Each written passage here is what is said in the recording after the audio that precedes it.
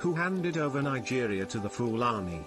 Someone said Fulani is Yoruba's #1 enemy and that the British handed over Nigeria to them. This is not the truth.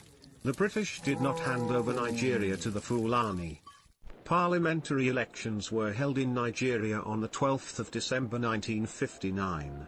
The result was a hung parliament with no clear majority to form a government. Zik's National Council of Nigeria and Cameroons, NCNC, came first with 2,594,577 votes to get 81 seats. Awolowo's Action Group, AG, came second with 1,992,364 votes to get 73 seats. However, the Ahmadu Bello's Northern People's Congress, NPC, came a distant third with 1,922,179 votes to get 134 of the 312 seats in the House of Representatives despite getting less public votes. The above three major political parties in the election did not get enough number of the seats to form a government. An alliance had to be formed to determine who would rule. It was a no-brainer that Zik's NCNC and Awolowo's Action Group should make a coalition government as they came first and second respectively. Awolowo then humbled himself and volunteered to be a deputy prime minister or finance minister in a coalition government with Zik as the prime minister. This was because the Zik's NCNC party had more public votes and seats than the Awolowo's Action Group. Zik invited Awolowo's team to Asaba, the gateway between the Yoruba's western region and the Igbo's eastern region, to hold coalition talks.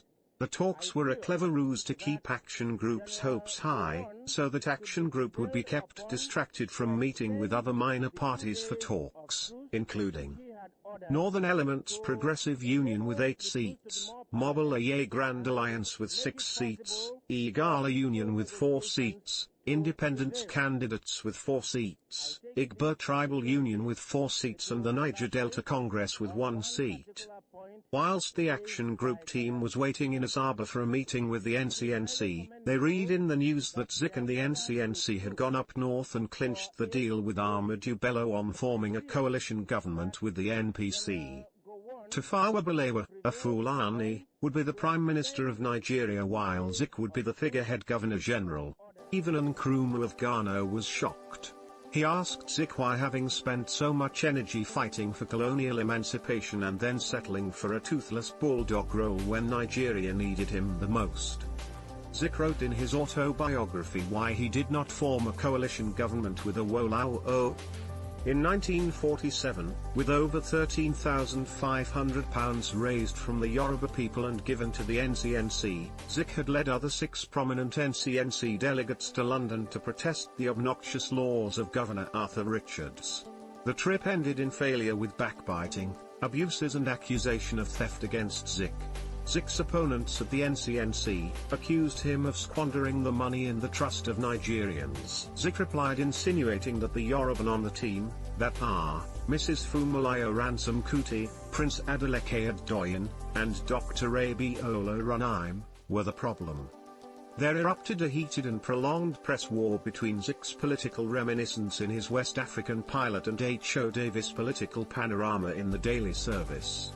This led to Igbo in Lagos rushing to buy machetes in large numbers, thinking a tribal war was imminent.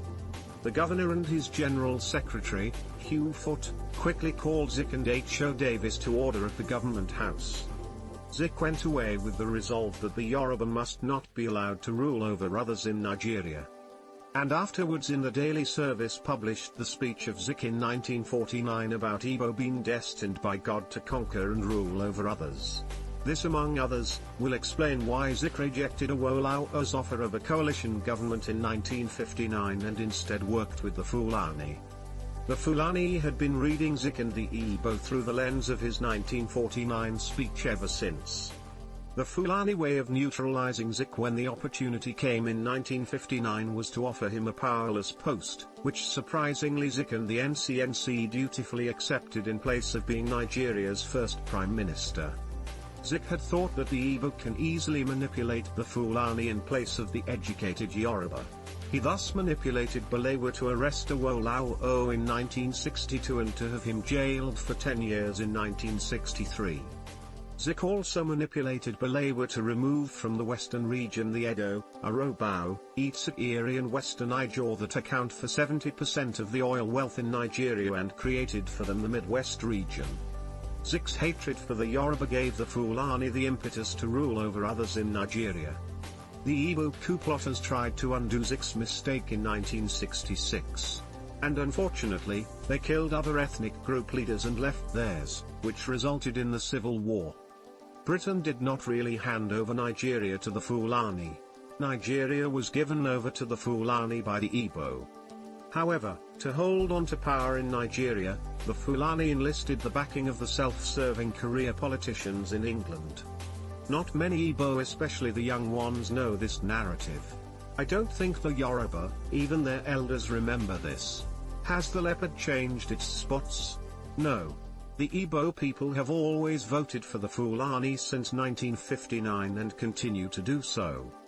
Thanks for listening.